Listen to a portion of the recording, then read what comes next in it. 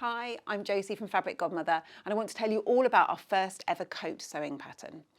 So we wanted to design a coat sewing pattern that didn't intimidate people that had never made a coat before. So we've used some really clever design features to make this a much easier sew that's suitable for beginners and intermediate sewers. So let's have a look at some of the features.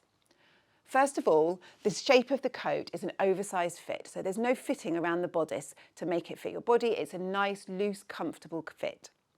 Then we've used raglan sleeves. This is a two-piece raglan sleeve, so there's a seam along the outside of the sleeve, and then it inserts along two seams here. This is a much easier way of inserting a sleeve into a coat, as there's no sleeve head and no sleeves to be inserted. Then, looking at the collar, there's no traditional collar, which can be bulky and difficult to sew. Instead, this lovely collar wraps round to a placket front, and it's really nicely fitted around the back of the collar. It feels really cosy around the back of your neck.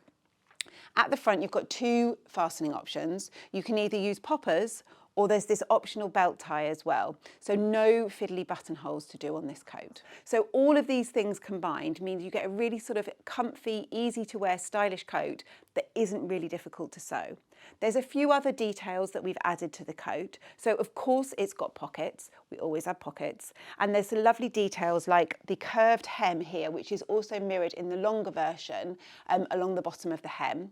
And at the back of the coat, at the collar, there's a little triangle yoke here, which looks really, really nice when it's sewn up and just adds a little bit of detail at the back of the coat.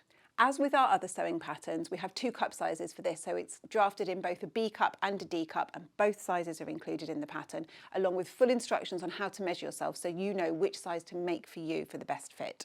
The coat pattern is unlined, and in the instructions we've included different options of how to finish the inside of your coat.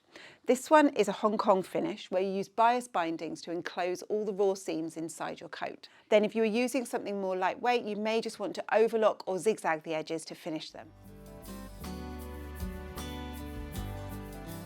If you wanted to line your coat, we've also designed a separate add-on lining pattern, and this gives you the option with all the instructions and pattern pieces required to line your coat. The Arbre Coat has been designed to be made in lots of different fabrics. For example, you could make a more casual version in a denim. Some of our textured denims would look fantastic as the Arbre Coat. You could go for a more classic coat fabric, so a lovely check or a boucle would give you a really, really nice traditional coat, or a boiled wool would look beautiful.